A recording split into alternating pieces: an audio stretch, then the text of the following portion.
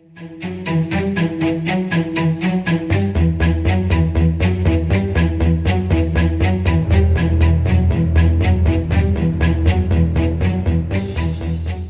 it's Crush that's going to go for the sneaky again, roll for him on the another sleight of hand. Now I will say, you have 53 tickets, but there's one of those tickets that was not a clean cut. Do you still put that ripped ticket in there? So maybe not. Okay, so you're gonna hold on to the ripped ticket, not put it in the collection of the thing, and make it innocuous as well by splitting the tickets to look like, oh, I bought some in bulk, not all of them in bulk, you know, Yeah, and for sure. and work it relatively well. Yeah, make a sleight of hand check for sure. Minus that one ripped ticket, so 52 total to put that I'm marking down.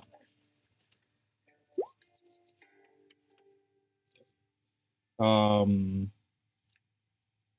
his invisibility, is it connected to like having a short rest or a long rest once a day? Can he just become visible at will? So on his sheet, it basically says he turns invisible with all the attacks or concentration ends, and any equipment he wears or anything he carries is also invisible. Put on the roll 20 so I can see. There might be. I'm looking to see what's his If capacity. it'll let me. Uh, A lot of this I had to like copy and paste in, so it doesn't have a little. It's like an NPC sheet, so it doesn't have a little speech bubble next to it. oh, okay. You should still be able to trigger it. Yeah. It magically turns invisible until it attacks or until its concentration ends, as if concentration on a spell. Any equipment. Okay. Um, so it just has an innate ability of invisibility. Mm-hmm. Okay. Yeah. Yeah. So yeah, there's no hindrance, from what I'm understanding. So you just become invisible, very often. So yeah, so you would have that advantage. That 22 sleight of hand, I could definitely apply into it. So there's no concern there. You feel confident that no one in the vicinity is around. No one in the vicinity is the wiser of what has just occurred. This time, it was advantageous the fact that you made Crash hold on to the tickets before he became invisible. The tickets became invisible this time, and then they didn't become visually accessible to others until he let go of them, so to say. Mm-hmm. Which obviously wouldn't have mattered because they're already inside of the box as he's stuffing them in there, and he probably broke them up a little more for you. And you did not throw in that rip ticket, so you're not giving away your position, or you're not making yourself known in that regard. Excellent. With that, you can guarantee that your tickets are on there. You put your name on there, right? You put Lunara. Yeah, I had him kind of just scribble it on there. Make the poor guy work. Wait, he gotta earn his keep somehow. Yeah, he's gonna try. Um, and does he have a walking speed, a flying speed? What does he have? Let me double check. I think he has both technically. Mm-hmm. Let me pull up the sheet again. See, there is something glitched out with the music for some reason. It's just replaying the same song over and over again instead of clicking something else up. So that's odd. It should be a little. He has a walking speed of 20 feet and a flying speed of 40. So he's a 40-foot flying speed easily. He gets to you so quick after the fact. Yeah. Hopefully, it'll cycle different songs. And his passive perception is 11, if that matters for anything. Yep, you are confident. No one is the wiser. Can you see through his eyes? I believe so. Let me look. You It's should not be on able his to. sheet. It's on mine. So Probably I be gotta able to. flip back into mine. It should take you like an Oh, action yeah. to do so. Yeah. Um, doesn't take much. You actually see it all go down, I'm sure, because I believe you can have that ability. You do have that ability. But may I get There's perception some. checks from both of you? Did The a ones which check? here? Perception check. Oh, you sure can. Yes. From me and Crush, or just from me and whoever else is here? From you and Jeff, but I don't think Jeff's on the roll 20 yet. So whenever you get in, Jeff. Um, let's see some perception. Why can I not find things? Oh, there we go. My brain was like not finding it for a second. Wow. So Lunara is from the underworld, right? Yes. Okay. I wonder how this works for you.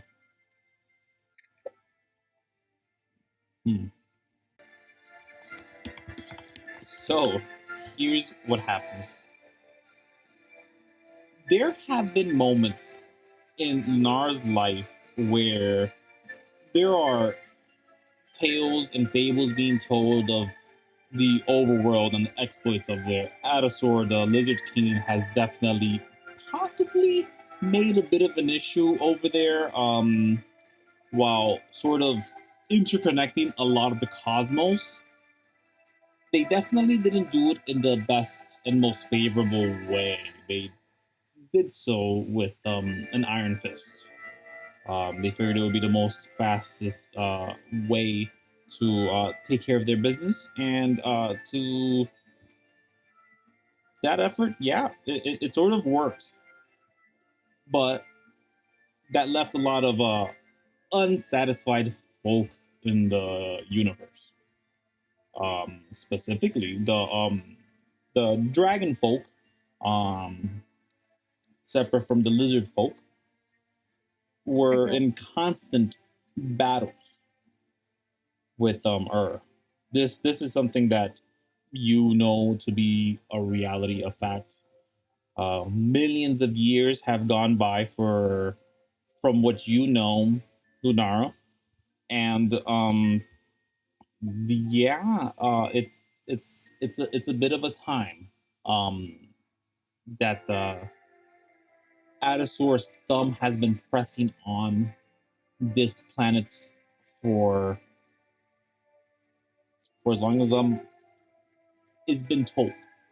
And Right. with that, um, there are tales of the exploits of the people of which defeated Adasaur and the people that took over after the fact of Adasaur.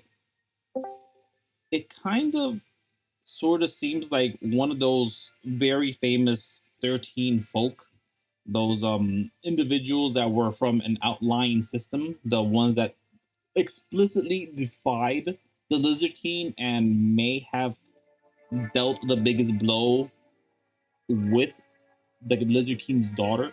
In combination, the two, the system and the Lizard King's daughter, Azayela, worked together, banded together, and usurped the Lizard King, so to say. And whether defeated, destroyed, or imprisoned, it's still unsure.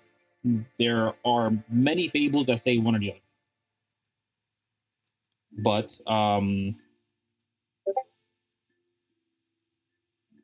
here, walking around, seems to be a idle porcelain skin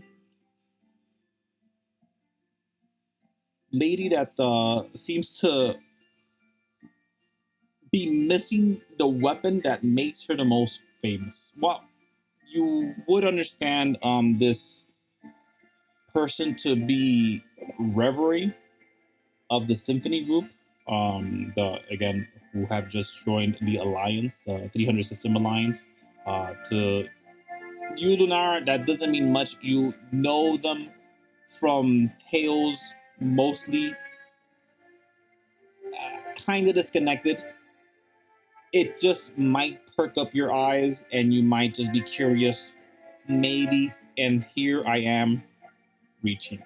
I'll tell you right now, like you're from the underworld, you may not have any connection or care about this individual. To you, it's just another person that showed that is showing up to the planet, probably has some things to say about the planet, might just want his resources at the end of the day, just like everyone else.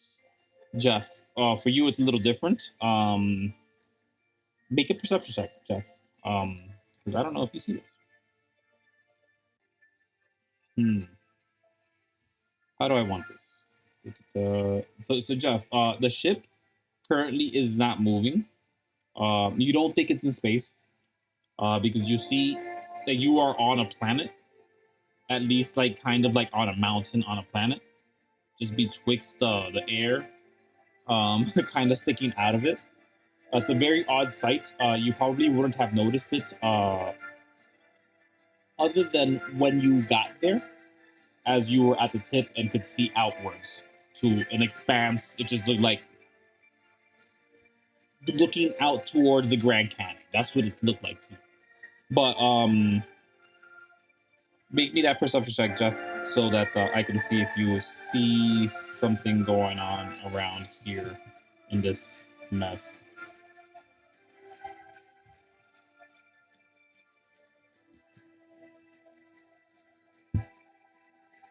Regardless, do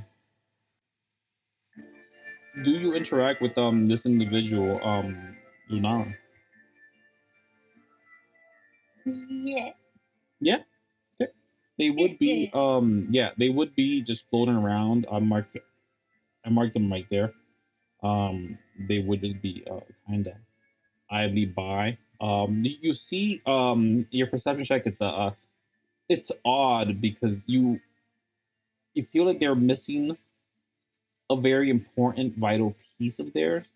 You know that the fables, that all the tales ever mentioned of these reverie folk have always been about their prowess and their actionable offense in battle, especially when it comes to using their they have a bit of a spear or a hammer. It's unsure which it is because it also seems to be both. One end seems to be a spear, one end seems to be like a hammer, and they utilize that while also being an illusionist of a sort. And that's where it kind of breaks away from the reality. It they seem like the person, but it just doesn't look like what the tales have told you of. They're clearly lacking that one clear component, this massive ball connected to a pole, silver in all manner immaculate, seemingly heavy to all but the one who wielded it, which would be Reverie, her, the one that you see today.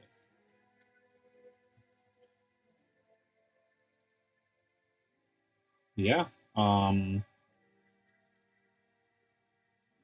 Thonx is distracted, doing something else completely, not messing around there. But what do you do? What do you say to this individual here as I change the music because now it's a little too epic? So she's this one, Yes. right? Mm. Well, since you're not really supposed to like talk without asking, so I remember us talking about that. Hmm. Um, she'll just hear in her head, just like a nice hello. You so you speak to her in her head. Mm-hmm. Okay. Interesting. Um, Because I don't want like if she's not cursed, I don't want to curse her. okay. Okay. They look to you, confused a bit. Uh, they sort of scratch their ear, and they give you a coy smile. but they don't say anything. They're just looking at you, just giving you a smile, interacting with the individual that is speaking with them at least. But they don't speak to you yet. They just smile, give you a bit of a. They turn their head to the side a bit, just as if like wondering what you're about, what you're doing here. And she'll just hear in her head, "What brings you around here?" Try, trying to get out. They speak out loud. Trying to find a way just to get me and my people out. What's what's your name? They kind of awkwardly, still with a tilted head, just keep tilting it just slightly to the left a little more and more. It's kind of becoming uncomfortable, or so it would be, but they seem to have no discomfort from it. She'll just say to her, "Oh, I'm Lunara. It's nice to meet you." Lunara. Elf?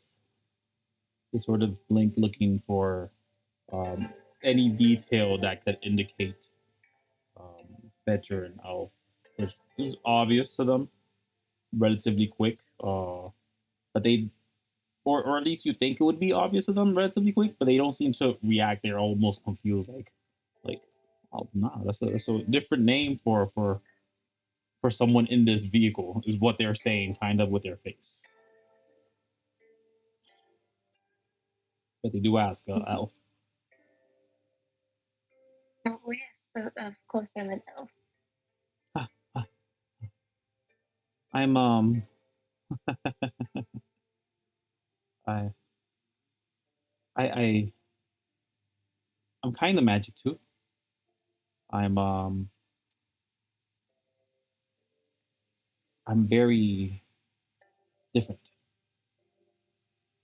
They sort of correct their face. They're no longer with their head to the side, although they were momentarily until they started saying that. But instead, now they're sort of just looking at themselves, just like, yeah, yeah, yeah. Well, hi, and they kind of hold out their hand for you to shake. She'll shake her hand. Okay, my name is Ohe. Okay. Yeah, this is odd. That's Yeah, this is odd to you because you know this person to be named Reverie. So either they're lying or they're confused. You may make an insight check on that. I was about to say, can I insight check? Yeah, of course. I want to know why she's lying to me. Yeah. Seems very difficult to read what they're about specifically with their name change, but they seem honest. They seem very innocent in the way they speak. There's something going on. You just can't put your finger on it. Trying to decide what to do with that information. Mm-hmm. But as far as Lunara knows from the tales, you've seen the pictures of all the 13 folk. This is like one of the more prominent ones, as they are the illusionists. They usually are the one that makes everyone else look the best, um, which is ironic because canonically, the character that's my favorite, which I take the moniker of Ririsu, he is basically a dirty bum, and Reverie has to clean up his uh, image every time. Yeah, Nice. yeah. But he does not have time for showers. But Okay. he One doesn't need. adventurer has time for that. Exactly. We'll take a shower when we see our next river. But Exactly. but um, in that you can easily recognize the faces. You know nothing of their voices, so you can't really check for that. But you do feel that there's a bit of disconnection. There is definitely something wrong with the way they're behaving. They're either playing it up very well. If they were a spy, they're doing the job excellent. If they if there's something else going on, it could be the reason. Might be. You just can't really pinpoint it. But again, they sort of just kind of superfluously look around and touch baubles. They kind of if you follow them, they will drag you about and ask you a whole bunch of questions, almost as if the things around them are brand new to them. Because Lunara would not like the fact that she's being lied to right now. Yeah. Okay. All. It's like super suspicious. Mhm. But you don't know what it's about. It could be that they're protecting themselves. It could be a whole different thing. But eventually, you do get a kobold, not the one that was holding the ticket, but one that looks very similar to them.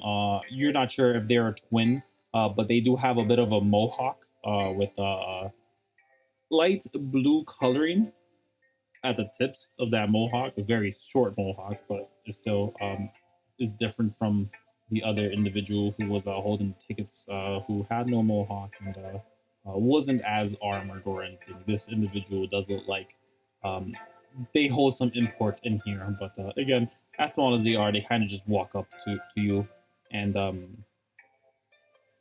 they kind of are holding this machine not too dissimilar from what one of us would call an iPad or something. But they kind of Okay. just walk up to you, walk looking to it while pardon, Ohe is speaking with you. And they kind of look up and they're like, um, you, here, this is for you. And he's like handing you the tablet thing. He's like, is like shaky little hands trying to give it to you, and he's waiting for you to grab it. I kind of reach out. And what exactly am I supposed to do with this? Yeah, take it, take it, take it. He's trying to put it in your hands, like making sure that he doesn't have a grasp of it anymore. And once you do grab it, you can tell that as soon as the screen is pointed to you, it kind of brightens up a little bit, like the little white pops up, and then it turns a little dark, and then like confetti falls down, and it says, "You're welcome to join the captain's table for dinner tonight." And it's like a little bit of an invitation apparently, and it's like giving you directions on where to go. But the kobo is like, it's in about an hour. You might want to go there soon, and they just walk away.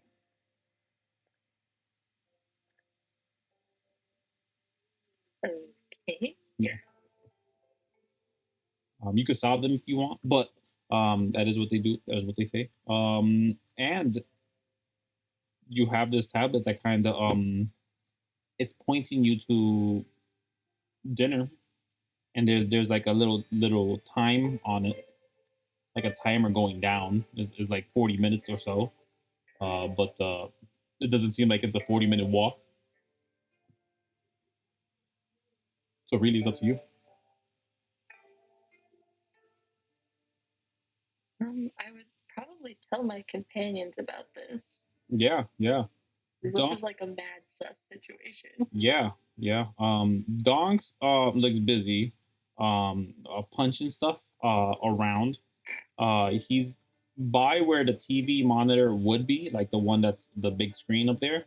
There seems to be a fighting gladiator pit that he has joined and is already making money in.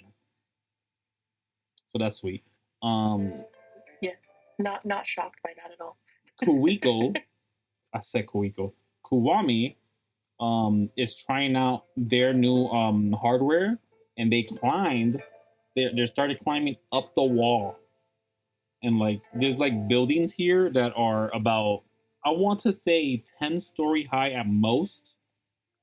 From what you can tell, abandoned. They're knocked out. I'm telling you, they're not gonna make it. They were up for 12 hours straight. They're not gonna be able to come to this. Like I know what 12 hours straight feels like. I know what 24 hours straight feels like. So it's just like, Yeah, I mean, but you know, yeah, I'll just ping him anyways.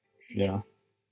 I messaged everybody. I'm waiting for them to jump in, but Lee is having internet problems, and that's fine. And Danny would have joined. Manny would have joined us, but again, he has exams.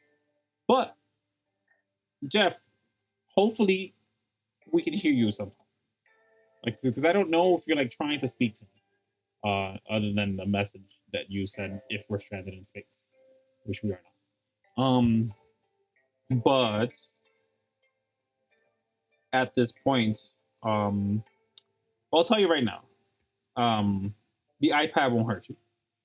Neither will the captain, Okay. because you've already talked about the captain um, with Cheshire, Right.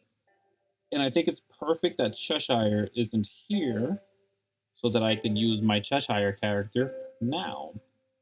The only question is, actually, do you go to the captain? Yeah, I Yeah, guess so.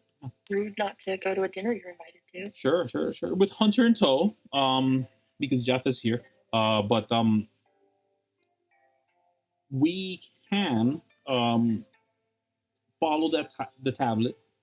It does take us to the I want to say to the northeast, right past B, right past where this massive gentleman is, this crab crustacean like individual. But past them, it's a bit of a stairwell to go down. Seemingly, you're going inside of the machine more. And once you hit the platform, and you can pretty much tell that you're now underneath the city, underneath the promenade that you guys were currently on and walking about. Question: do you let Ohe follow you? They're kind of following you, just like mindlessly. So it's either you shoo them away or not. They are looking like a cat. Like you can shoo them away like a cat. I'm not kidding.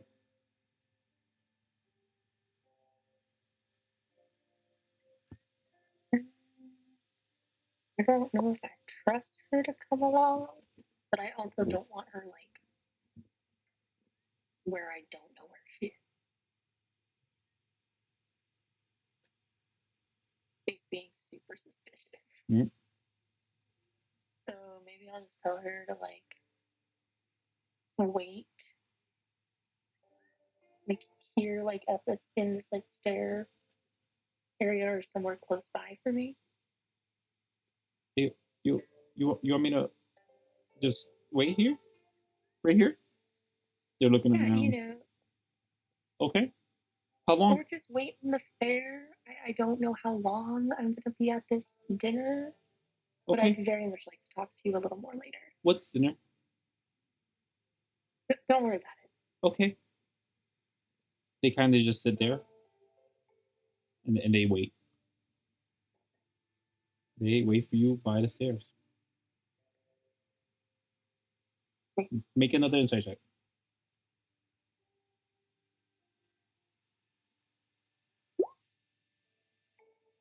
Yeah. So hanging around with this individual long enough, I'll give you advantage on that. It's odd. Well, one can say many effects can overcome someone in the underworld. There's no afflictions on this individual. There's no aura or magics that are deterring them from remembering or behaving the way they were once. They just seem ignorant. They seem childish. A newborn would ask you a question like, "What is dinner?" Now, again, Mhm. this could just be a simple circumstance that they have been recently cursed, survived the curse, and have showed up and are sort of having troubles this defining your specific words. You are speaking Elven to them. It is being translated, and they are speaking to you in a different word. But Mhm. the words Okay. that are coming out and the way they're whispering. Now, tell me what languages you know. Um, Common, Draconic, Elvish, and Sylvan, Mm. and Undercommon. Okay, okay. So Undercommon is sort of related to this um, language. In my world, the languages are very easy to learn. So if you guys did want to like learn several more languages within your time frame of the games for however long that is, who knows, it would not be far fetched for someone to pick up a new one and get a new language. Given that they put time and money in it, it could net them some benefits. They would gain their proficiency if they got an expert to teach them, and they did pay them well enough. They could learn well within a month a whole new language if that is all they focused on for a whole month. Now, Okay. given this quality, given this reality, this Adasaur's curse that has been implemented throughout the entire universe, so to say, from what you can tell, um, galaxy at least. The There is a tonal and facial difference whenever a certain language is spoken. And this one is very similar to Undercommon, completely different, but definitely equatable to make an intelligence check or history or arcana. History or arcana are probably better for you, to be honest with you. That is better than an Um, intelligence, at least. my history and Arcana are the same, so Okay. like, Okay. I'll just I'll just Yeah. go for it. Yeah. Yeah. Yeah. It's hard to tell which language exactly it is. Could be primordial, could be deep speech, Okay. but that's the language that they are speaking to you and is being translated. Okay. But they sit, they wait. You go to the dinner, or you go on your way to the dinner, and once you sort of have made it to downstairs to a point where it would be sort of a bit of a trek to get about to find your way to where you're going. I know these words mean nothing. I'm just trying to waste time to like put the map that I want, but it's just giving me a blank screen, and I'm just like, thank you, internet, thank you so much for that. This is excellent. Just continue to not work for me. I knew the moment I pressed the button it was gonna work too. Okay, so yes, it did work. Ba, ba, ba, ba. Now I'm just gonna double check it. I'm going to the map myself. I also have a finger up as if I'm trying to make you guys wait, and nobody can see my finger, so it doesn't matter. Um, I have a finger up just to the void. Okay, yes, It's this okay. I works. gesture to the void all the time. All right, here we are. Um, Sort of in a bit of a space, coming down from the stairs, just from the most southern point of this area, just down here, making it down the stairs, walking into this place. There seems to be a bit of a door with a massive machine. The door and the machine seem to be connected right in front of this platform, which would be where you interact with the door. Seemingly, where you could step onto, be scanned, and then interact, put in your password and code or whatever it entails. It is a massive room. You walk for several feet, and then you see in front of you, sort of apparate out of nowhere, a bit of a smile, like digitally, it sort of just comes into fray, and then the eyes simultaneously. Bulbous and big, they would be a large entity if it had a body, but it is disembodied. It is just a eyes and a massive smile, and it does kind of float with you as you are walking, never touching you. Um, Whoever is in the most front, assuming that you guys are walking. But as you guys land here, as you guys make it to the bottom floor, this face sort of appears out of nowhere, and it does say, "State your business, traveler." She'll just hold up the tablet. I was invited to meet with the captain. The captain. Uh, is that what they call themselves today? I would assume so. I don't know. Some random dude just came up and gave me a tablet, and Hmm. I just so here I am. And I suppose I must now allow you entry through my doorway. I mean, that would be generally what you do when one is invited for a visit. Ah, but this is very difficult of a circumstance. I find it hard to believe that you were invited into my entrails, and yet I know nothing of it. Confusing to me.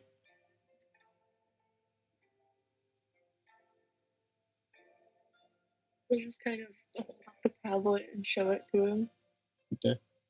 Um, the face sort of just glitches a bit, looking onto the screen, almost like it's trying to perceive it, and its face, the demeanor, shifts slightly while it has this grin to it. The bit on the corners drop just a bit to kind of jump back almost immediately as if they're correcting themselves. Dalu has continuously attempted to take over my ship from under me. I will not allow this to happen, but I suppose a dinner won't hurt. Do you have an offering? I was not made aware that any offering would be necessary. Oh, no, there isn't, but it is my understanding that you are within me. Dalu is within me. Um, and the rest of the denizens are probably up overhead. I can't reach them, but since I can reach you, I could assign you as their, how would I put it, diplomat. Keep me happy, and I will ensure that this ship stays right where it is nestled in the rock, unmoved, undamaged. Make an insight check. This is at disadvantage because they are an electronic thing that's kind of like a hologram floating in front of you. You can't tell where they're coming from proper. Okay. Natural ones today is just immense. Jeff, please make an insight check if you could. The individual, this entity, seems to have no break in their words. There's nothing to indicate whether or not they can actually make this happen. But they do seem to know a bit. Could be that they're speaking truth. They might be able to have that ability to affect everybody living here. They did state earlier they cannot go upstairs. You did not see them until you went inside of the vessel itself. Uh, Seemingly, the entry point to the engineering bay But it seems that they just want something. They're just asking for an offering.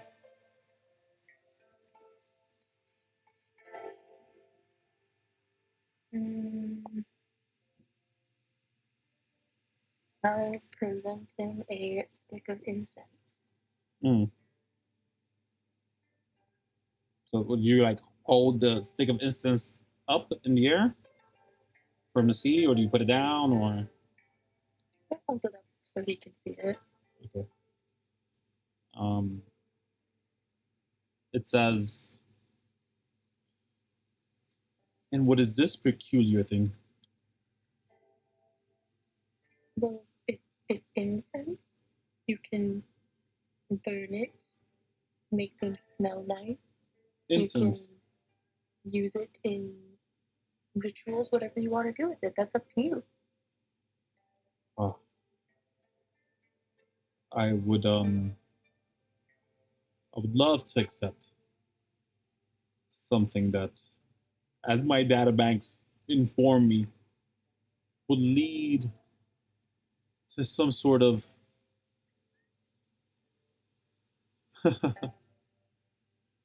well, it would leave me wanting. It would alleviate pain, so to say. It would be an aromatherapy.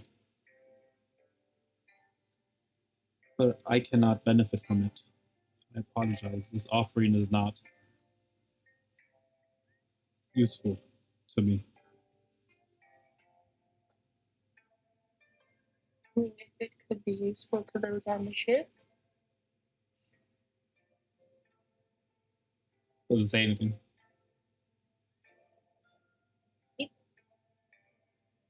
Just quiet.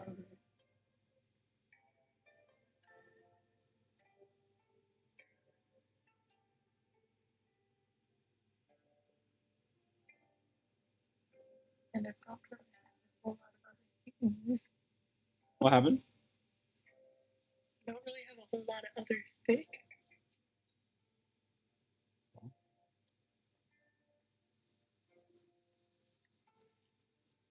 Wish I could help you more, but that insight was so bad. You know, look, the dice gods hate me. Mm-hmm. Just only right now. Here's Just right now. So what are you thinking of offering? Or do you come back? You hit a wall, maybe.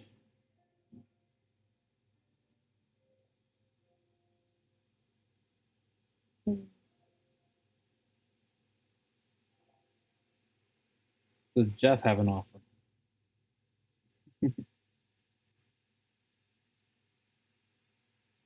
Jeff, are you here? You help? Jeff help. Uh-oh.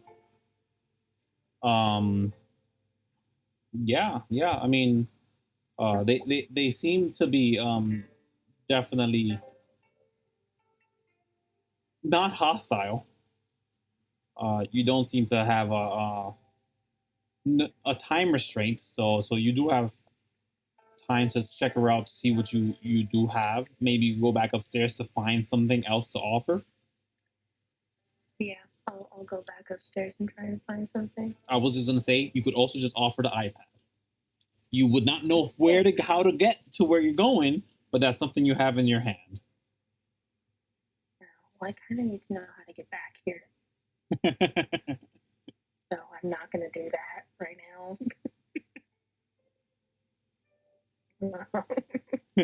Yeah, I'll just go back to the surface and try to find him something. Okay. What do you search for them? What's your intent? What's your gift you're seeking out? Probably something that would assure him that I am of no threat to him or to the ship. Like something that would be like a peace offering. So not a bloody dagger. Definitely not bloody anything. Okay, gotcha. No bloody things. That's where my head was for some reason. Bloody dagger. Yeah, it makes sense. Okay. Yeah. Unless it's the blood of his enemies, then he might like that. Yeah, I mean, you don't know what enemies he has, or if they even have blood though. So that's the funny part. Um, some oil on it, I guess. But hey, maybe the guys that were that you defeated last game. Um, but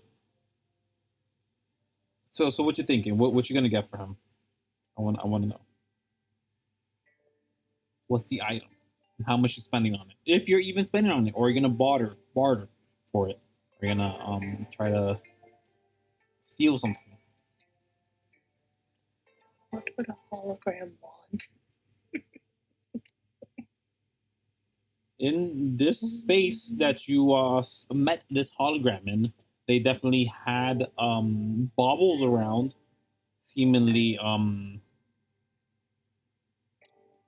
placed casually. He's like a crow. He likes shiny things. There's a lot of useless crap there, but all of it, from what you can tell, it does have some derivative metal to it. Wasn't something You see mostly copper things. You see some silver things. You see one or two gold things hanging around there. Very rare. One was like maybe a pendant. Another one was a ring, a signet ring at that. But else.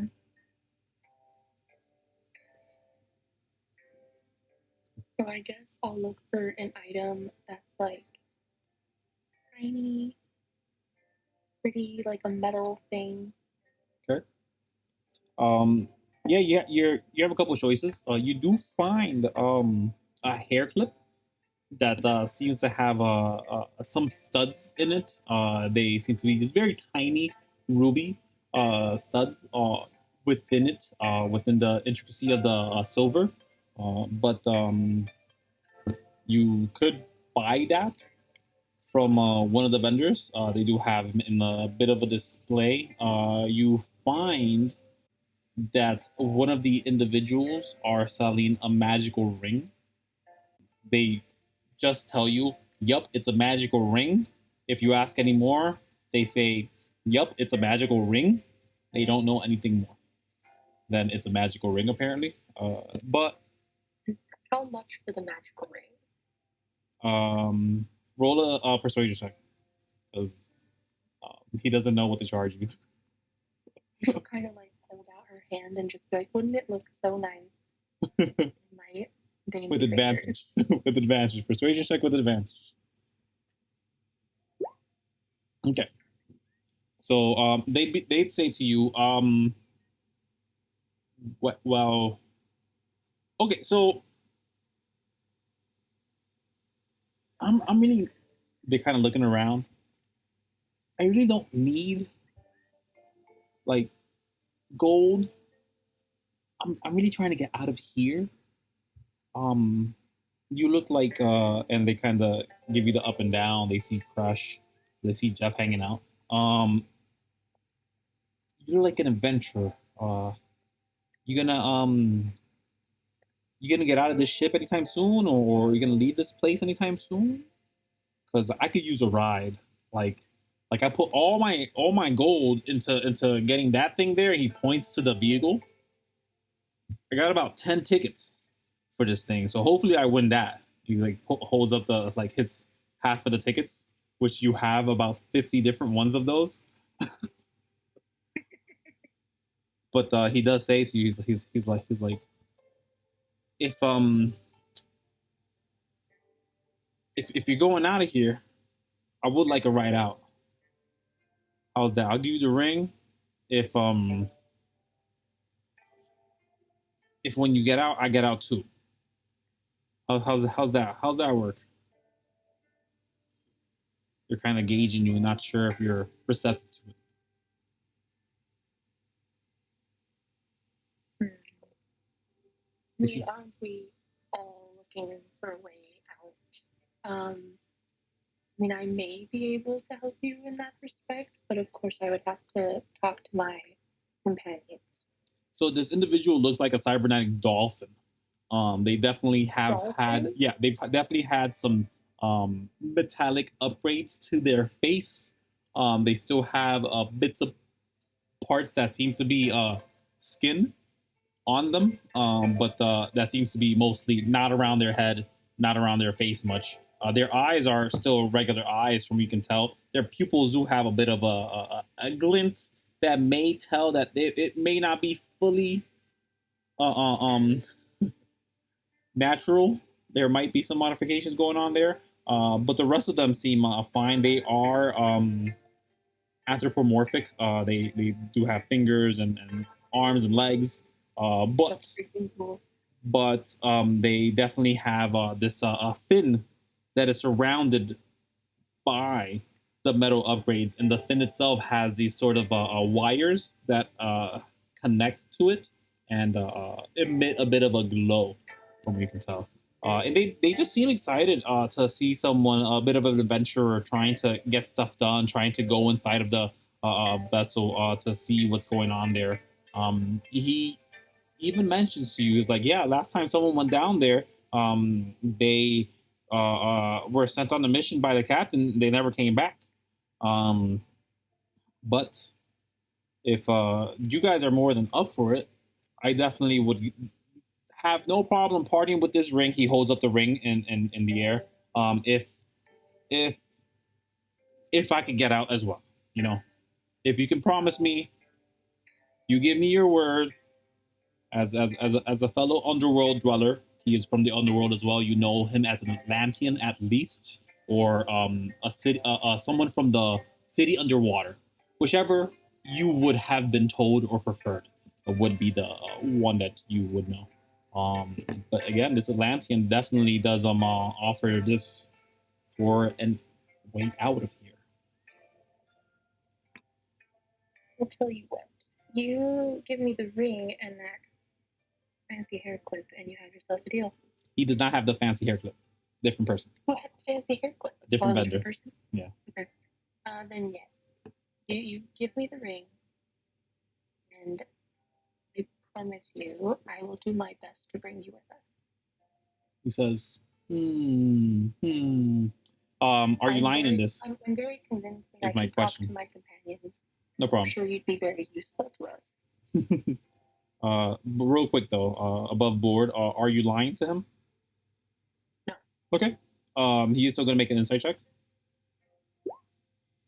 He kind of, yeah. He's like, He's being completely honest with him. Yeah. He's like, yeah, okay. Well, if you don't come back, I mean, I have my ways. They sort of cackle. It sounds almost robotically, and it does give you a bit of the, the dolphin, the dolphin chirp. Yeah, it's a combination of the three, kind of, and then he does hand it over though. And what's his name? This individual. I gotta know.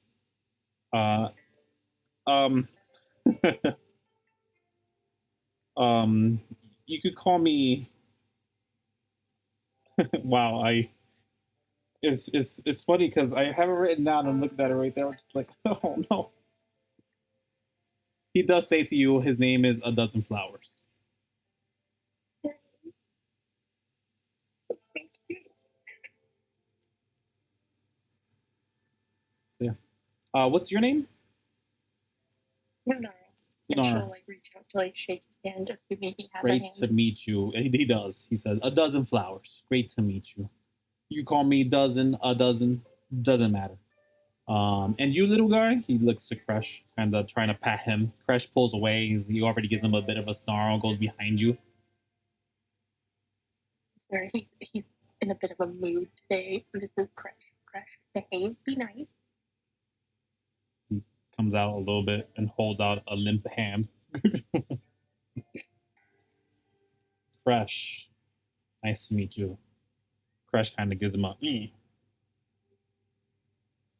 But yeah, you got your ring. You don't know what it does. Seemingly magical. I'm also gonna go over to where I saw that haircut, but I want to keep the ring. Okay, sounds good. It's a blink ring. Blink ring? Yeah. Since your intent is to keep it, I just might as well just tell you what it does. If you put it on, Heck yeah, I'm gonna keep it. I'm not giving that to some weird robot dude. you can cast Blink once a day with that ring. So there you go. And then you go to the hair clip. Are you gonna buy it out straight up? Cold hard cash, I'm gonna or trade it for something else? I'm gonna try to persuade my way to the clip and possibly have Crush steal it. Okay. But that'll be difficult because it is in a case. It is technically inside of a case. Persuading them would lower the price, from what you can tell. Does he have like other like things in the case? In the case, no. In the case, it seems that everything else has been sold from what's in the case. The case seems to be about a 3 foot long case, a 1 foot tall. It is slanted sideways a bit, so it is angled so that the customer can see it, and you can tell that you could lift it yourself. It just is a bit of a lift, a heavy lift, and it's an obvious thing. So Crush doing this would be very difficult. I'm talking about like very difficult to pull off. Not impossible, but prepare for an encounter if and not. But well, I'm gonna try to be like, I'm gonna try to talk to him first. Yeah. See how much he wants for it. Yeah. So asking them for what the how much that pin would be, that hair clip, and this hair clip is found where like the weapons and all the other stuff was found in the other game.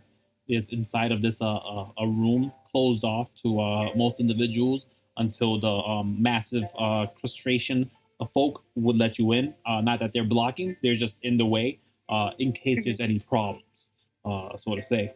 And in that, you find yourself that you find that in that case, again, devoid of anything but that hair clip, but on the space left to it, it seems that there would have fit a crown, and on the space right of it, there would have been a pair of gauntlets, from what you can tell, or bracers, from what you understand. And again, the just the emptiness of the case just resonates to you so much.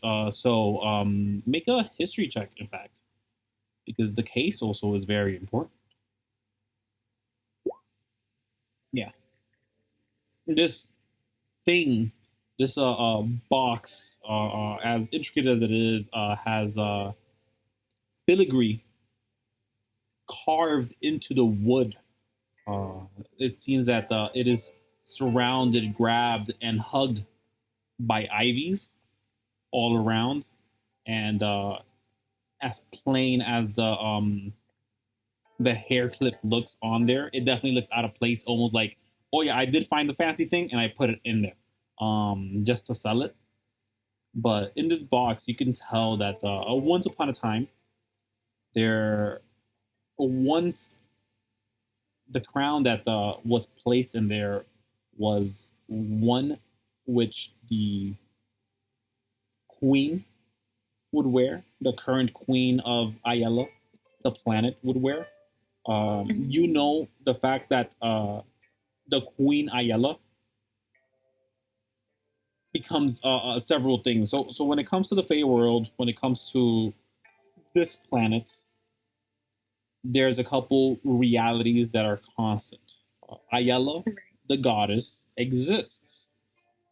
She does not always exist and will eventually die. And then when they falter, they will be reborn in an awakened in an in an awakened sense, so that one individual, the whoever the vessel that Ayala has chosen or is capable of carrying their spirit becomes, they then become the new queen. generally. Right. So it's been consistently that in the bloodline of the royalty, Ayala has consistently chosen to appear to them in that way to take up the mantle. Now, this Mm-hmm. has not always been true. It's also been the case where Ayala has had no choice and to jump into a commoner or someone else. And then they had to work 10 times harder to achieve the things that they had to make the change that they would like to see in their world. And in hundreds of thousands of years, there's been iterations of this. And I want to equate it to like the Avatar, the Last Airbender. There's always going to be Yeah. an Avatar eventually, whether not now, not tomorrow, but one day. Right. Currently, Aliana, Krosha Aliana, the queen of the underworld, is the Mm-hmm. vessel of this individual. This individual should be wearing a crown. The crown that they would be wearing would have been placed in this box. From last you saw, Aliana, Croatia Aliana definitely did not have a crown on them. They definitely did not have bracers on them, and they definitely did not have whatever was supposed to be in the center point of them. They are currently, in all intents and purposes, still Ayala, but they can never fully awaken without all their pieces, and thus they can never be fully destroyed and free the underworld because they made a big mistake. You, Right. as a underworld folk, as someone who has been instilled and taught and basically trained to, if not be a vessel for Ayala, to protect the current vessel of Ayala at minimum, because you never know which elf is going to catch it. Right. And it's so much so that Ayala has even said to you, I'm in this state. I also can move around a little more. It's draining, but sometimes if the circumstances is right, if a flay affliction does come onto someone, she could sort of take over their body given the circumstance, given the proper role, so to say. You ever see a Okay. D100 on the Fey Affliction roll? Yes, I have. You're gonna see Ayala. That's what I'm Okay. saying. Okay. Okay. That's you that knows this. No one else. Um, but this is what's missing in that box. It's clearly a crown that is meant to assign flight to the person who wears it.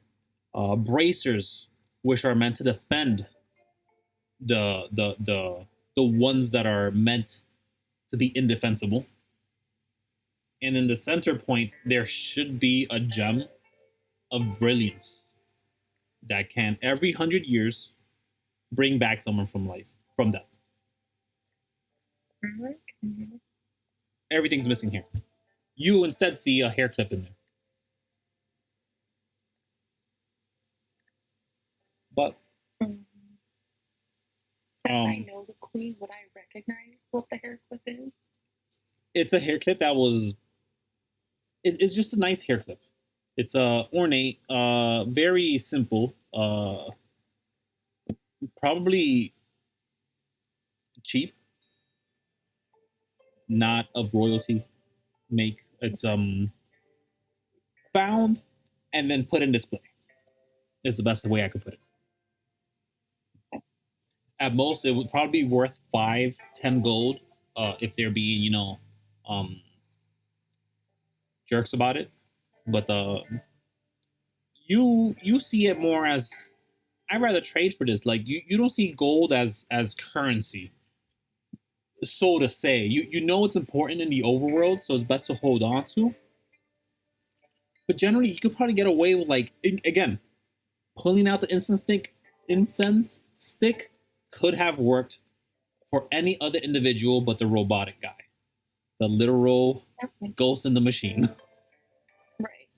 Yeah. Okay. I'll try to persuade him to trade with me. Sure. What are you trading? Well, I'll trade him some incense. Sure. Is it just one? So it's a Start with one and see if he'll take it. might not be one worth one only. Might have to pull out a couple for that. Two. Okay. Make a persuasion check. Roll higher than 20. Okay. um. They sort of look at you. They grab the incense stick. This individual is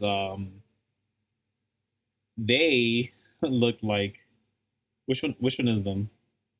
They're probably just the oh they're one of the crustration folks. They're one of the they're not as big as the guy in the front.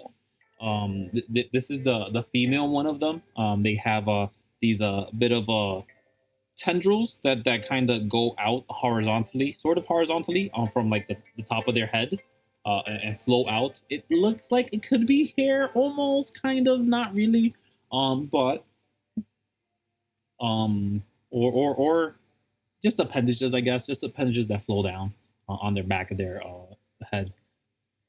But they sort of grab the two insta sticks and they say, after they smell it, they say, yeah, I probably need a bit more of this if you're trying to get away with one of those. And if you have anything else, that would work too. But I probably need like two or three more of these things at, at least. They sort of give you like that eye, like, come on, I know you got more. But I need my incense stick is the problem. Okay. Doesn't have to be incense stick. It could be anything else. Yeah, so I'll take back the incense stick. Oh, okay. They give it back. Would he be willing to trade it for beer? What kind of beer do you have? A spear. A spear. A whole spear. Yeah. Yeah. They'll take it. You give them a spear, they give you that hair clip. Yes, for sure. Okay. That to them, that's well better than a trade they've ever received in the longest time. I'll tell you right now. They feel like they won from that. Anything else you'd be willing to throw in with it, since the spear is like, see, if I could see that he views the spear as so valuable, could I persuade him to, like, maybe if there's anything else that's like, you know, tiny, pretty, or useful? Let's see. They look at you, see you from the underworld. Okay.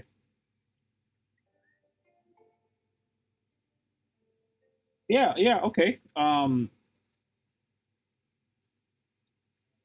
They grab something from inside of their side of their counter. It seems that there's a door that hisses open, and they pull out something. It does seem like it's a bottle, um, almost like a decanter of sorts. Very thin, not too small, but it seems to have a liquid of some sort. And he says, I give you one of these. We're testing them out to see how they kind of taste, and I mean, I just don't have a price point for it yet. I haven't really decided how much it's worth. Um, I kind of lost my flavoring to it. I drank enough in my testing of it that I no longer really taste it anymore. It's very difficult for me to explain, being as I am, and they sort of like have this clicking mouth that is moving, exaggerating the entire time. These tendrils that go up and down, but for some reason you understand them. Like you hear slowly this lowly this a bit of a click. Like you can tell it's coming from their person, but the words are just being automatically translated, and you understand from, again, their deep speech. Wait, you know deep speech, right? Nope. Okay, so yes, you can They are understand from. rather common. Okay. So you understand that they're speaking deep speech, but it's being translated so quickly, so instantly that Adastor's curse is just working in full power here and does its job, translating everything to them. And they're saying to you, they're kind of just pointing to their lips, their lack thereof, by the way. They're just like, sort of desensitize myself and can no longer taste it, and can no longer gain benefits from it. But I am planning on selling them. I just don't know how much it's worth. If you come back, if you get a chance to test it out, like you look like you do in venturing, um, just let me know how it works. Like if you're ever in a bad situation, might be worth a sip, is what they say. And they're holding out this like Coca-Cola bottle to you, so All to right, say. I'll take it. Yeah, and they're like, if you could write down anything you feel or anything about it at the moment, which flavor is that one? Roll a d6 for me. They ask as they hand it to you. Apparently, there's And multiple I'll ask him flavors. as he hands it to me. What exactly does this do? Is it dangerous? Am I gonna die if I drink it? No. It'll make you feel a little better in some circumstance. I'm not sure which one yet. That one says cherry flavored. Oh, that one you'll feel a little better. You'll feel you'll feel more healthier than you felt, assuming you felt less healthier moments ago. I'm not saying it's a long term thing. I'm just saying at the moment you definitely will feel better. Okay, I'll take it.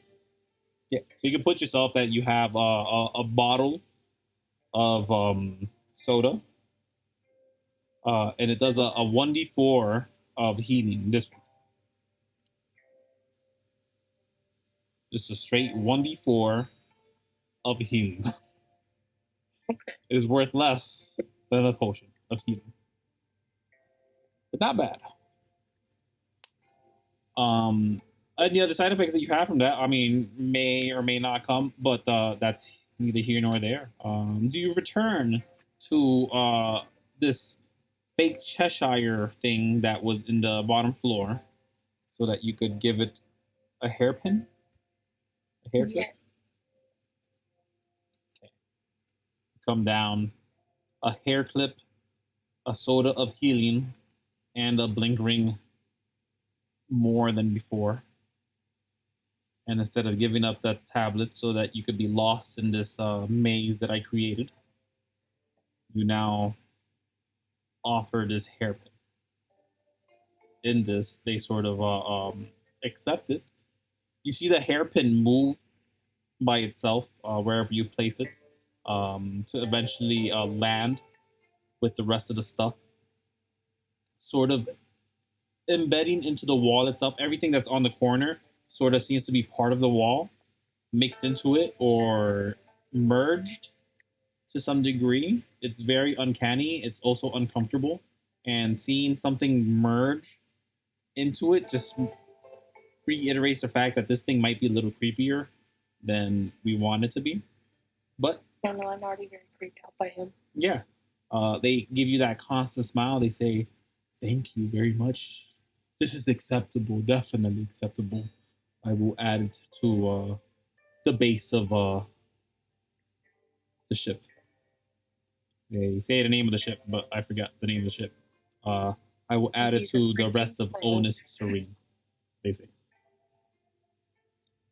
you may pass the threshold and see what Dalu has in store for you. Good luck. If you're not dinner, I don't know what is. Is Dalu the ship or is Dalu a person? Dalu seems to be the captain. They refer to the captain as Dalu. They seem to be Okay. intimately informed of their name. No Okay. one has mentioned Dalu before. This individual showed up. Sure. Um, After they let you in, You go through a bit of a funnel, and I'm trying to reveal things. Just give me a second. Mm. This whole experience is making me mad and uncomfy. Mm, Creepy hologram smiles and funnels in the wall. yes, excellent. Um, It's one of those things I hate it moments. yes. Um, For so, you definitely find it creepy as you have to go through this bit of a hall, this bit of a pipe to end up on the other side.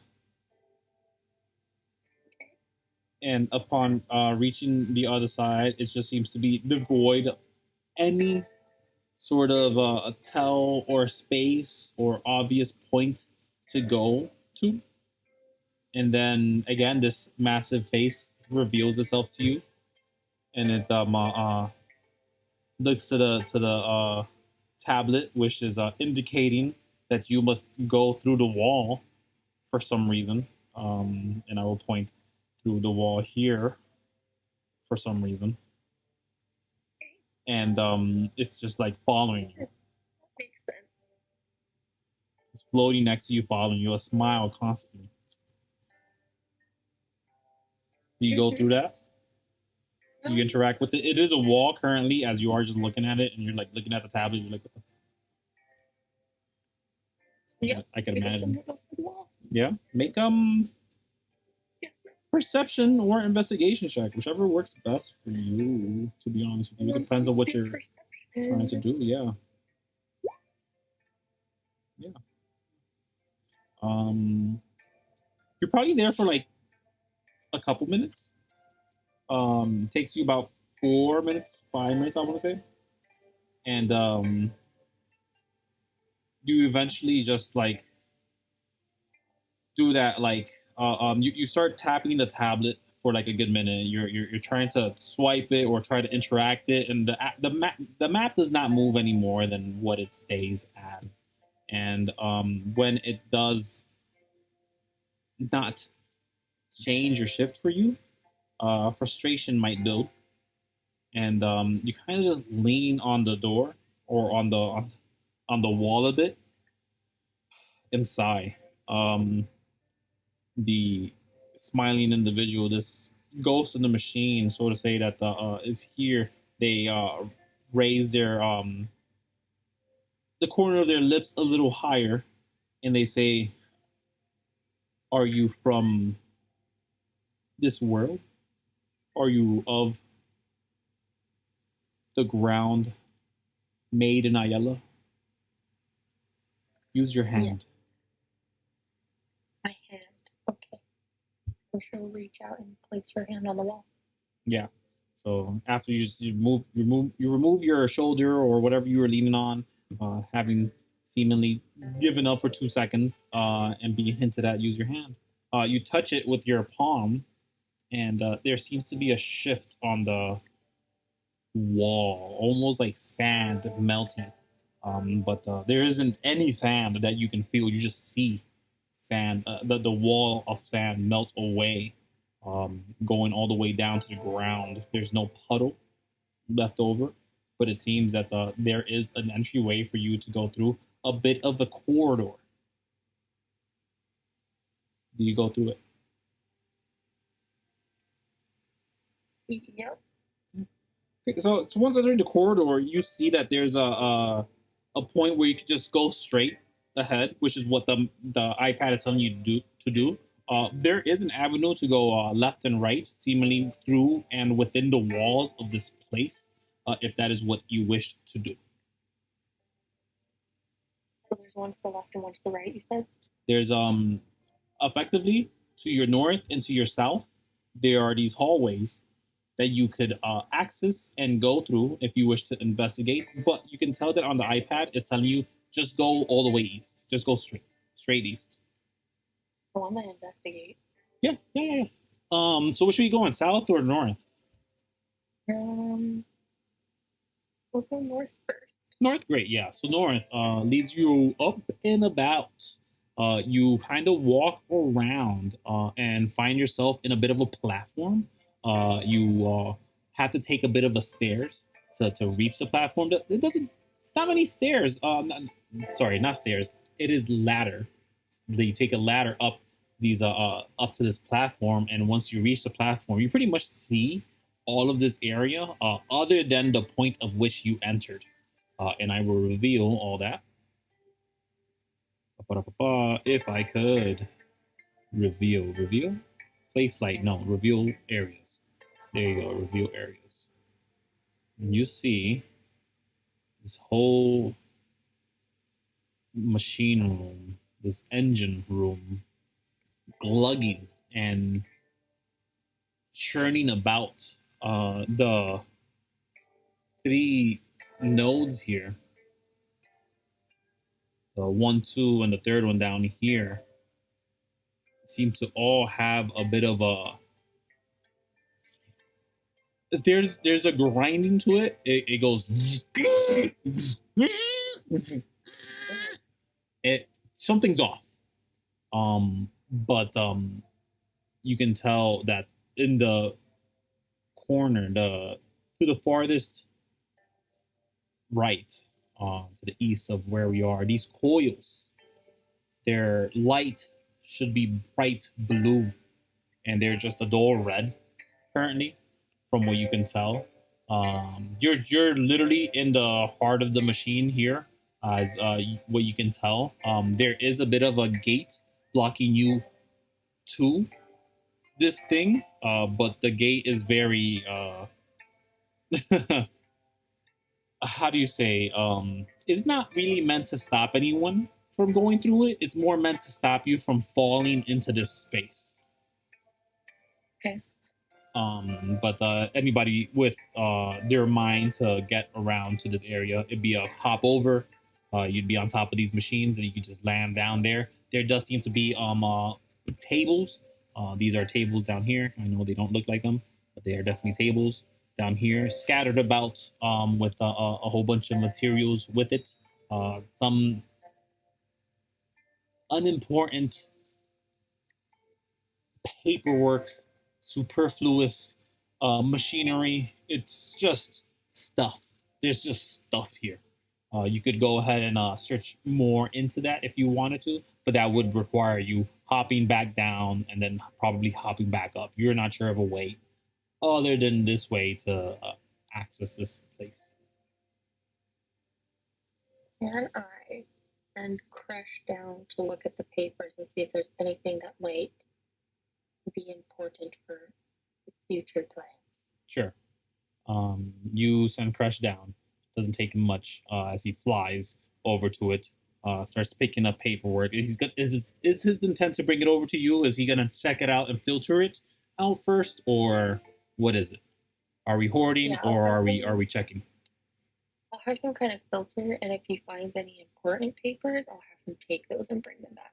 All right, that's a check for me then. I would like, I mean, what do you think? History?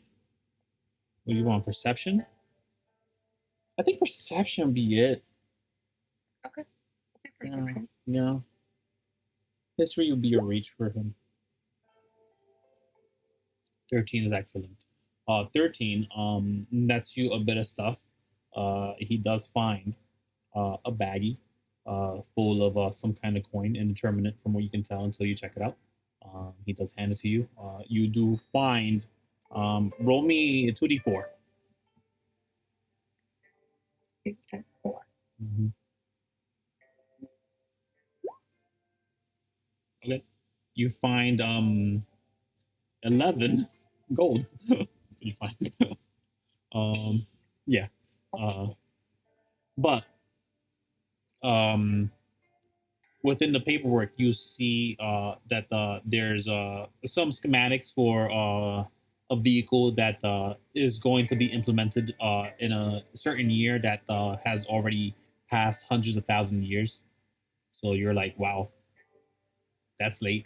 And then there's definitely some information about the mechanisms here and how to properly um, there's a word for it. It's in my head. How to prime them properly.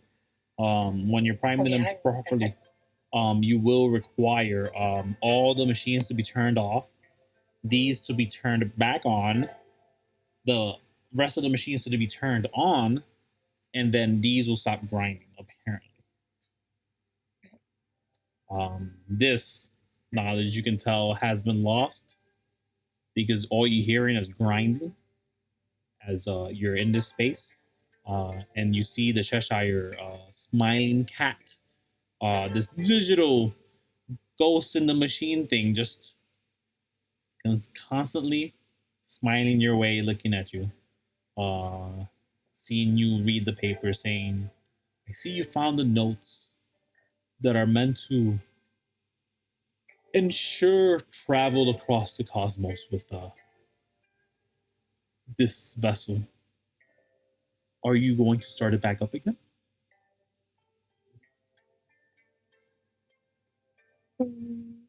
Possibly. If you power this machine, I will be forever grateful.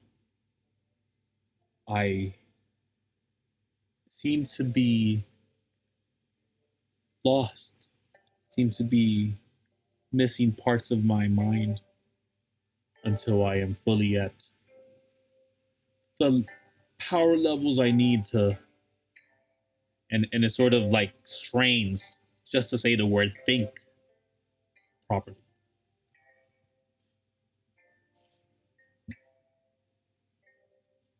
But yeah, Make no promises, but I will do what I can to help you.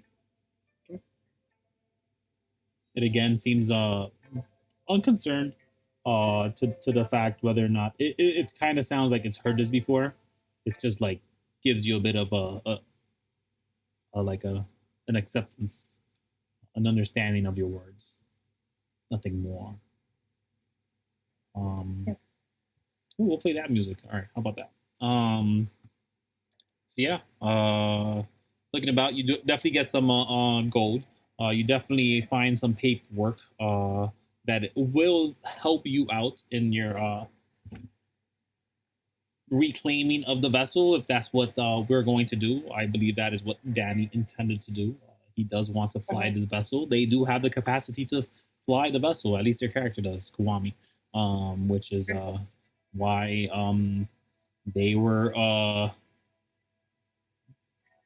fervently distracted with their new multi-limb capacity and wanted a better, I don't know, vantage point to see what's wrong with the vessel proper.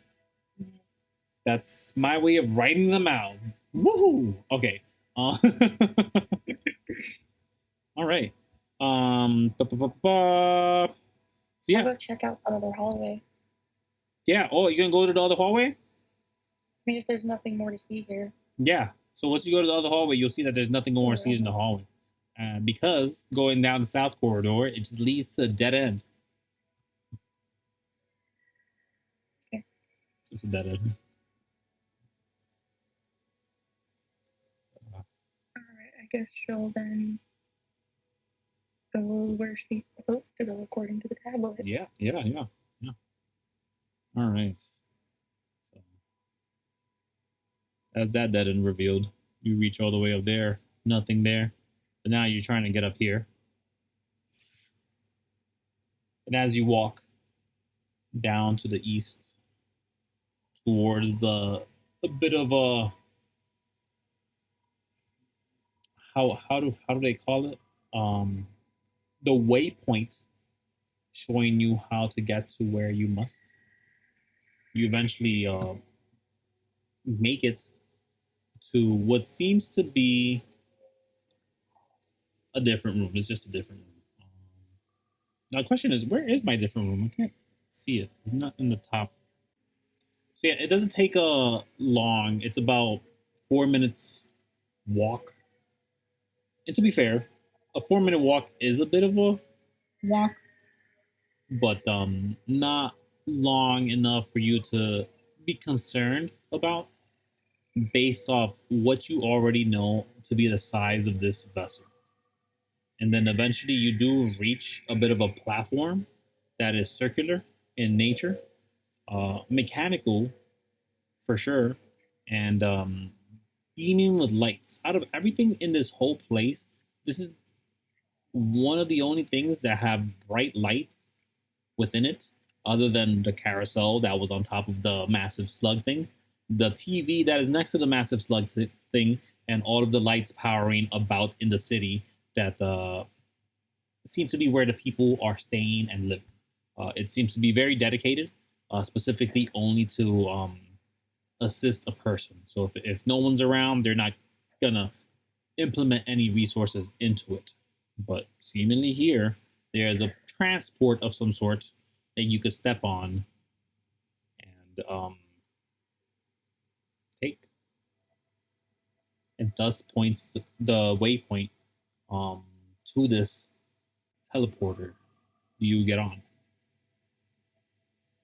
Yeah, she'll get on. As you all get on, you find that you're kind of whisked away momentarily, and it doesn't take a long for you to sort of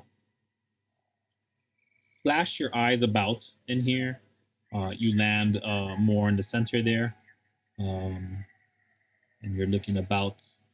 There's a door.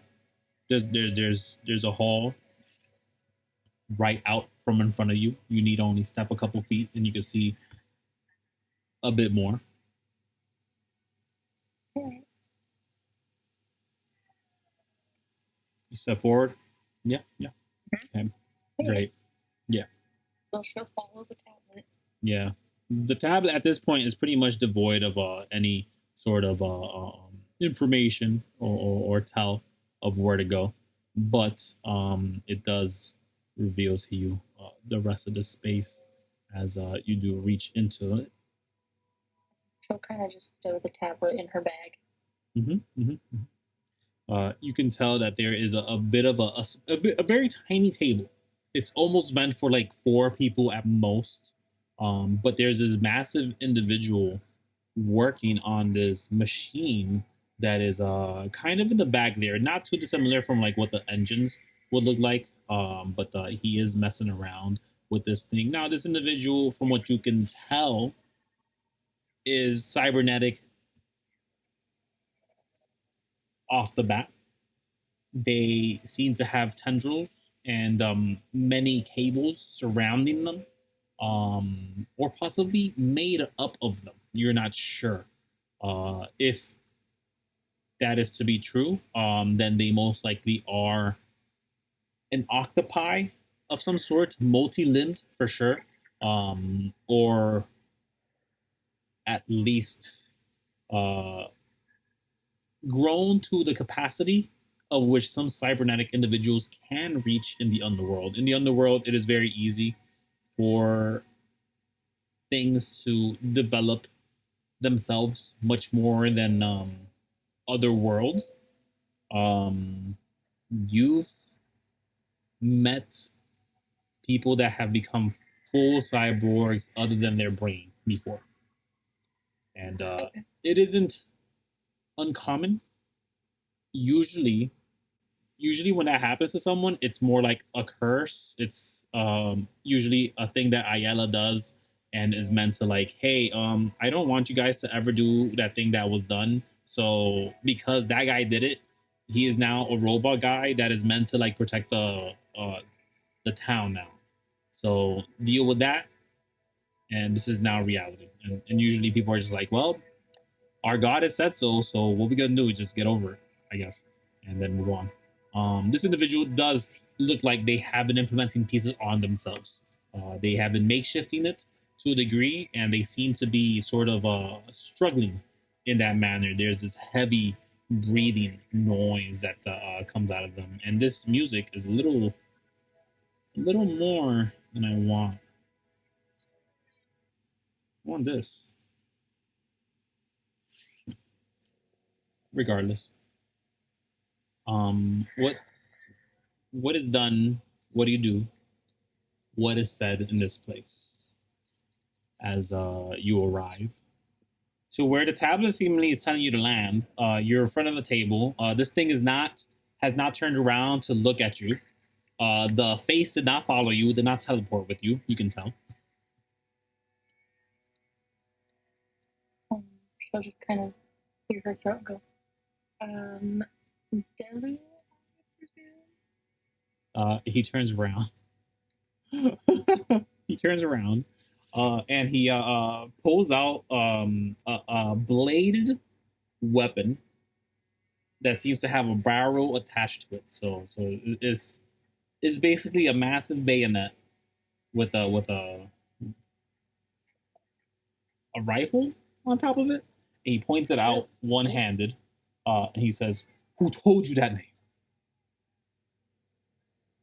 Is the hologram dude still following her around? It is not. Oh.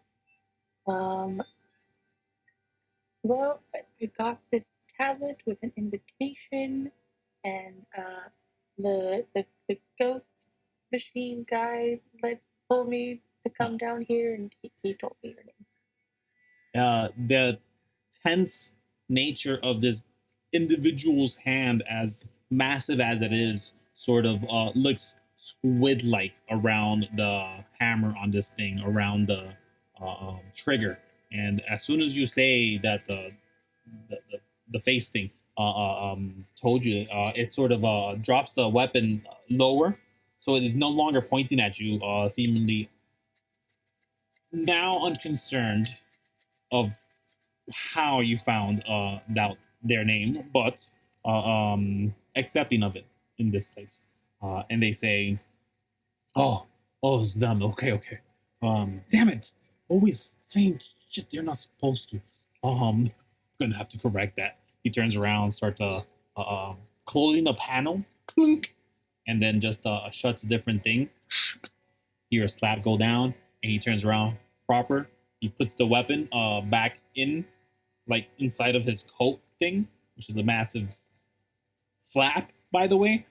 They are large, just individual, and then they sort of just slide over. They're just sliding over, but you can tell they're using like, just think of like an exaggerated lazy Doc Ock, just multiple tendrils, and they're using that to move. Um, Up to you. Um, and as they do so, they they say, I no longer, I'm not known as that name anymore. You could call me Onus Serene. I have implemented myself into the ship long ago, I tell you.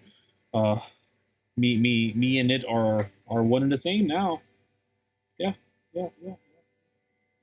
Sort of goes off on a tangent to itself, kind of daydreaming as it speaks. It kind of corrects itself and looks to you again and says, "Pardon, I didn't catch your name though." Oh, I'm Lunara, and then she'll gesture to her shoulder, and this is Crash. Pleasure meeting you. I assume you are part of the folk that assisted my ally, my friend. Yes. Yes. Mm-hmm. I currently have him. I have Cheshire checking out some problem folk in this place. Um, I don't expect this to happen today, but I definitely need the rats to be cleared out before this vessel could fly up and out of here. I'm not sure what your intent is here, and as we're speaking, as he is speaking, you do realize that the little spider-like drones eventually come down with like plates of food inside of these canisters inside of these things, and they like reveal it for you, and it seems to be uh, roasted pig from what you can tell, or roasted leg from what you can tell. I don't want. It's not pig. It's an animal from what you can tell. It's there's definitely some kind of mystery fruit next to it. There's the cooked mystery fruit that is displayed next to you, and then there's the uncooked mystery fruit, which kind of looks like wow. Now that I'm saying, I was gonna say it, I was like, I was gonna describe the coronavirus. I was gonna do that. I was like, okay, these things. Yeah, so just think like a cute version of the coronavirus, but like not so many of those like weird things, but just a couple of them, and they're just bouncing around in place, just in there. And there's like six of them. Just they're kind of like the apple of the underworld, Okay. but it is there. There is much food to be had here, and they sort of join you, sort of on the side, hanging and looking to you, and then they say, "I in this with Cheshire's help, with all of the assistance I've had in Onus Serene, I I am still missing two components. I think I think I could probably have you help me with that. Is that something that seems favorable? Is if your intent is to exit the underworld, I can supply you with that. I can give you that if you can assist me with my venture here." I could be persuaded to assist you. Excellent, excellent. Um, I don't have much to offer. I've used up every resource I've had, but I can I can offer the ship. I can give you the ship if once we're out of here, I can devote my power and life to ensuring that wherever you go in the cosmos, you are under the protection of the Onisuru. If you help me get it to work. That sounds more than fair. This is going to be a bit of an issue. Um, as I've already told my friend Cheshire, it is a multi-step process which we are in the final steps of. The final 2 points that are meant to be finalized are simple. One is to find a catalyst in which to hold the power in this machine. And he sort of just points at the machine that he's been working on. There's a panel there. It seems to be the whole thing is glowing. Everything but that panel. That panel seems to just be deep, dark black. And he says, without a diamond as brilliant as light, this thing will never be able to be lifted from the ground. Now, that isn't too much of a concern in the underworld. There are many things that you could find in this capacity, and we only need to find something momentarily. Once out of the underworld, I know of places to go where we will be flush with options. We will never have to look for some kind of power or replacement of it as the final step of the process before we would leave would be to implement me into the vessel proper. I, as I stand, am a cybernetic individual.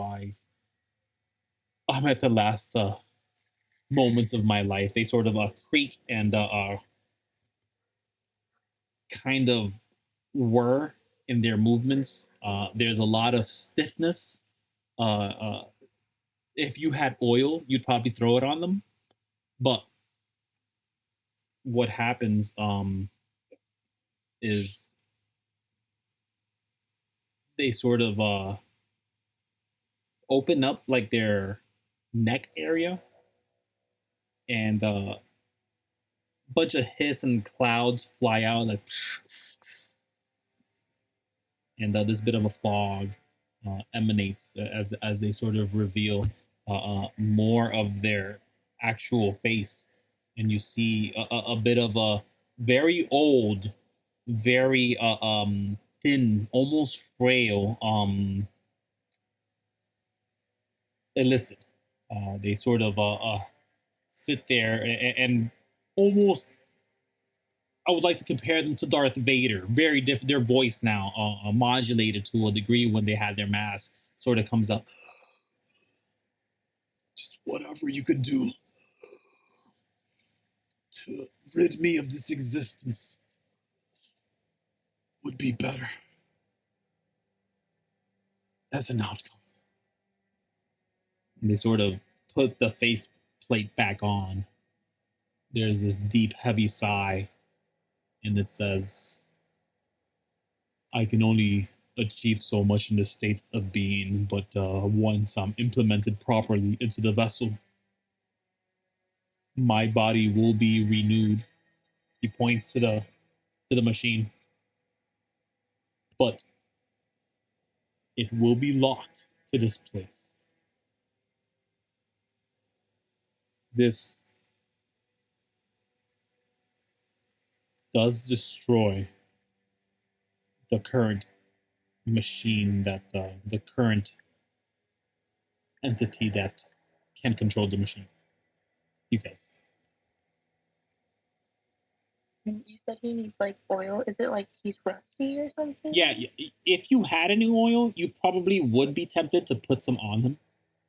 As they are rusty, they do look definitely bad. You probably wouldn't, because it would be kind of out of, you know, out of style. It would look off. But they're essentially what they are asking with that the final request. Not only do we need power, do we need that brilliant diamond that could be found in the underworld, definitely. There are more places to find it out of the underworld, of course, but after that process is done, the next process will be to shift or change their body into a different one. Effectively, they're just gonna possess the vessel as what you know it. Can I maybe try to like use prestidigitation and like kind of clean up some of the rust? Doesn't do much.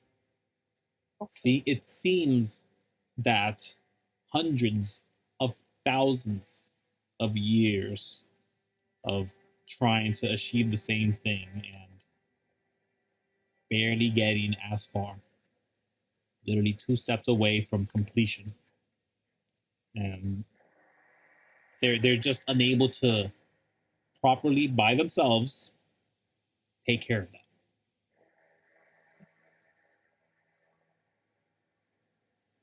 It would shame me to have the death of my friend, the death of the smiling entity that would follow you if you're ever in the upper decks. But given the circumstance of Project 23 landing here, being returned to its home planet, and the captain dying as it did, I don't have any other choice.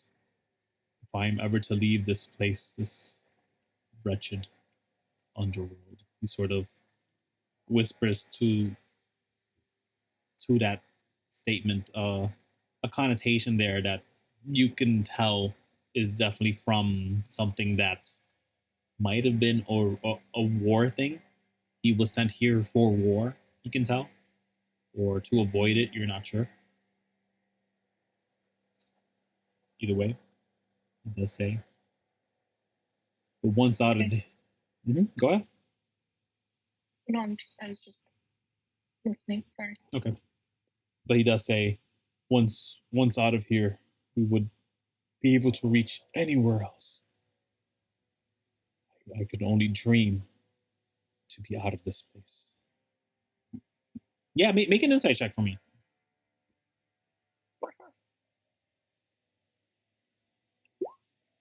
Hmm. 13's good. I like 13 because 13 gets you some stuff. There's something to be said about how much time this guy has been here. So things inconsistent to what your new allies have been mentioning. They may have said it's been about 13 years, 12 years. Pardon. Wow, excuse me. It's been about 12 years since Adamster's falling. The way this guy is speaking and in the conversations you have with him with during dinner and all that, which by the way is amazing. It does taste good. You definitely appreciated the cuisine. It is from the underworld. Um, there's this tell. He speaks of exaggerated time frames, but he's from the overworld. And every single interaction you've had with anyone else in the overworld, their exaggerated time frames have been completely and entirely inconsistent. While very similar, they all have been saying only 12 years. This guy is speaking like hundreds of thousands of years have passed. You know to yeah, you happen to know that it's been near near near 100,000 years, near 200, 300,000 years. It's very unclear how many thousands of years have passed since Adasor tried to take over. But this inconsistency just is probably grating to you. It's You're not sure what to make of that specifically, or maybe you do. Give me an intelligence check. I just want to know. I just want to know. Okay. I just want to know if you catch it. Yeah, you're from the underworld. I don't know. So like either like Arcana or History. Intelligence, just straight up Yeah. intelligence, because you're just putting Just things together. Yeah, also like would I use like an intelligence saving throw for that? just straight up intelligence. No, not the same throw. Just click intelligence by itself. Don't worry. This is when you roll the 20. Either way, great. So yeah, it for you. It's not. You aren't fully aware of how much time has actively passed since Adasor came into the underworld. When well, at least when he attempted to breach the underworld. When he came to take over Ayala, the history books tell you it's been hundreds of thousands of years. In relation to that, to what you've been hearing your allies speaking, them telling you it's been only like 12 years, there seems to be some kind of dilation in time going on. It might just be that a minute in the overworld might just be way slower than a minute in the underworld. You're not sure if it has anything to do with the planet Ayala or a combination of the two, but you know that with castles that are specifically called time temples in the underworld, it isn't hard to infer that there might be some kind of weird timey wimey wobbly nonsense going on, you know. But But yeah, you can understand for sure that there's some oddities in place there. And while this individual is telling you that they have spent much time in the underworld, possibly they just got here a lot sooner than your allies. While they may be fresh faced to it, you have it is not without much. No, yeah, it happens all the time that people do fall into the underworld and then they have to end up living the rest of their lives in the underworld just because they happen to get stuck in the underworld. Um, Only for them to maybe find a way out. And given the circumstance that you may have figured out, it could be that they're kind of stepping back out to a place that they would recognize, but a place that would not recognize them.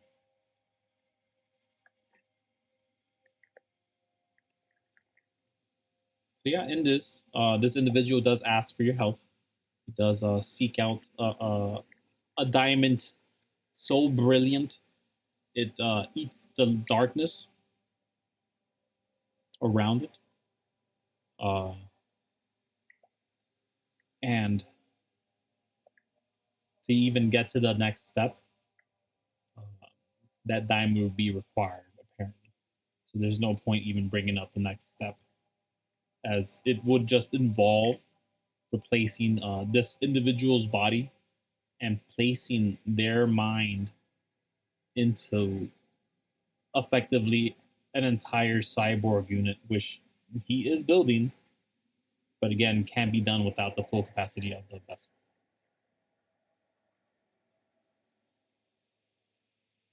So yeah, you don't have to decide right now that you're gonna commit to their thing. You had dinner. You may take a short rest if that is what you require. But I'm gonna check something. I hope it rolls low. Okay, gotcha. You hear after a bit, there is a kobold that comes down. You recognize this kobold. It is the kobold that that had the tickets within their grasp. They show up to you. Not to you. Sorry, they show up to this individual, and they sort of just hand them a ripped ticket. And the individual grabs the ripped ticket, and then he asks, "What is this?" And then the kobold sort of just answers is like, we had a bit of an issue. Uh, I think someone stole a ticket or something, and maybe they didn't take it all the way, but we'll keep an eye out on whoever puts a name on this ticket, and on the one that correlates with this one. Yeah, we're gonna catch him. We're gonna catch him good. I just can't wait. And he sort of grabs the ticket back, and he starts walking away. And then this cybernetic individual seems uninterested, 100%. Does not care. He's just like, okay, yeah, yeah. I want to say 3 hours pass eventually, and the tickets get rolled. Is there anything that you do in this time? You probably won't be here for 2 hours, so you probably would find yourself out unless you did want to hang out and talk their ear off and find out more about this diamond. Maybe it's up to you to decide. I don't know. I'll probably head back up and meet up with the Ohe, Ohe, yes, let's talk to Ohe. the Ohe liar. was waiting patiently, sitting there the entire time, almost motionless. Uh, and when they show up, when you show up, they kind of stand up, almost uncannily rise to the air without effort, as they sort of just like they don't use their hands. This is what I'm saying. They just whoop, go. They just get up. Stand up. They just get up. They just like from prone position float up, sort of. That's the best way I could put it. They float to stand. He's just getting more sus by the minute, I tell you. And then they sort of just look your way and they're just like, so you done? Yes, Where are we going now? yes, I'm done. What are we doing now? Well, why did I have to wait?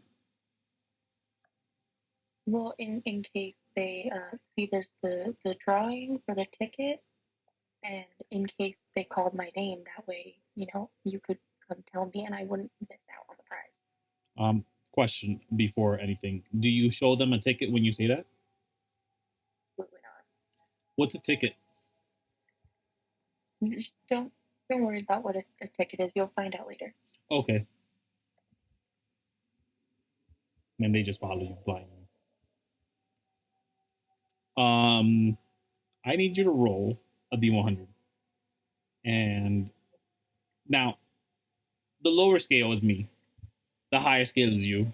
You are at above 50%. So you're actually at about a good 72%. So your chance of failure is like a 28%. You roll under 28, you do not get the car.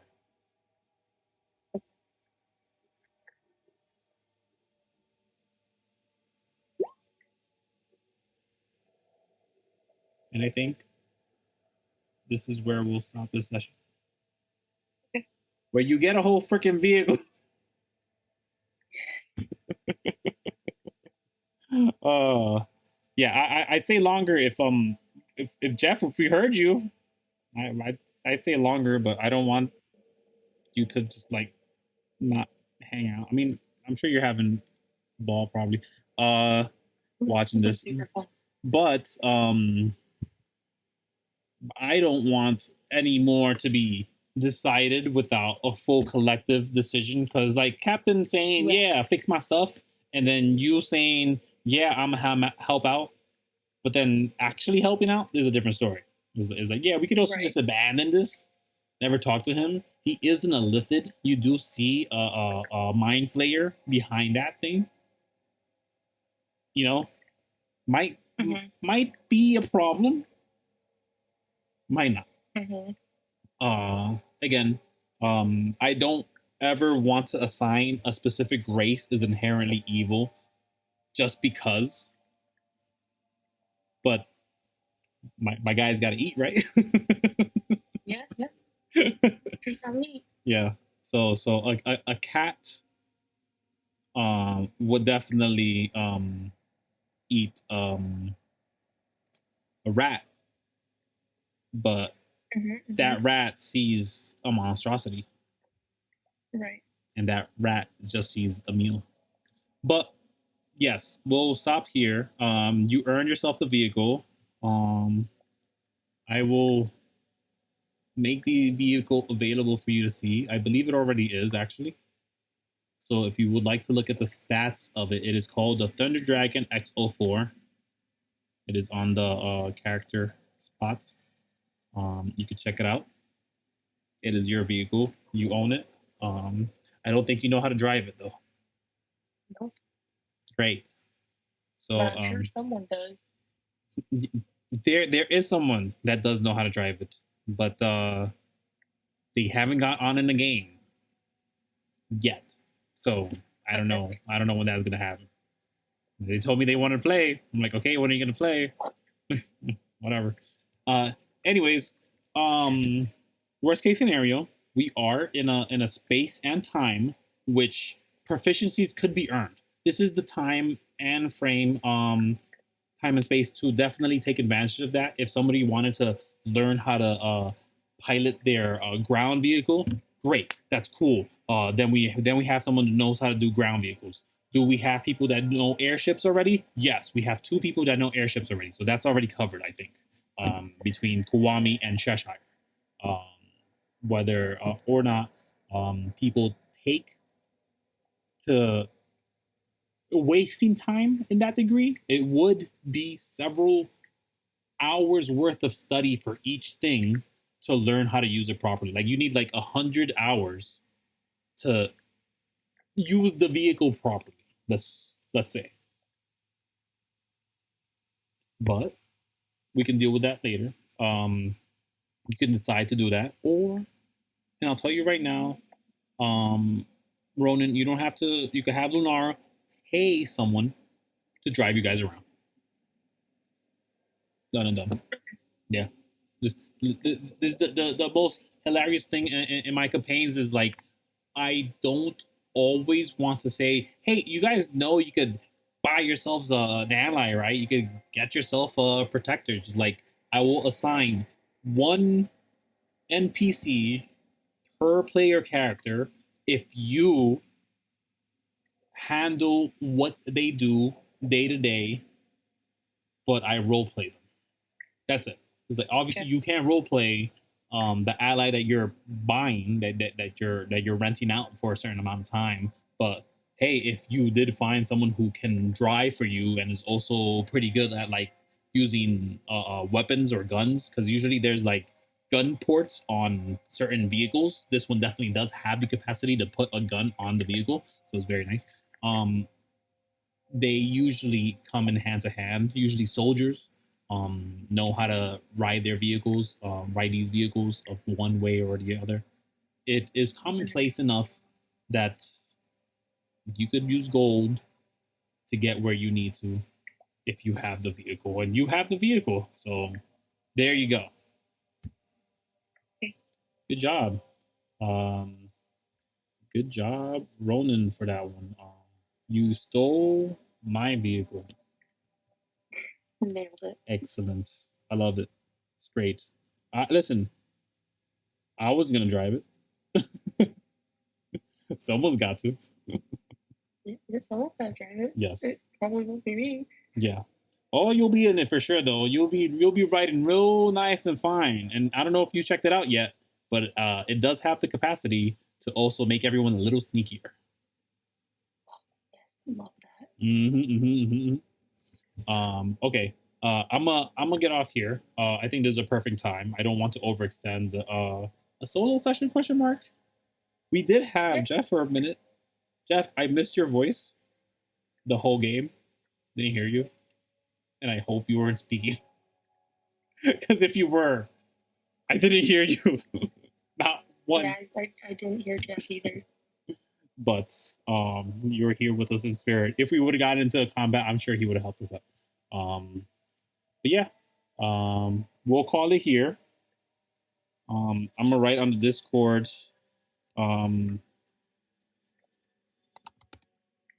The raffle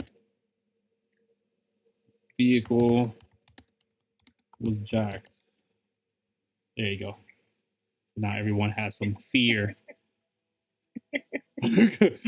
Wait, we did all this work for it? No. Next session, so nobody catches on. Yeah. That's the way to do it. Just act mad upset about it. Just angry. It's like, Crash will be especially grumpy about it.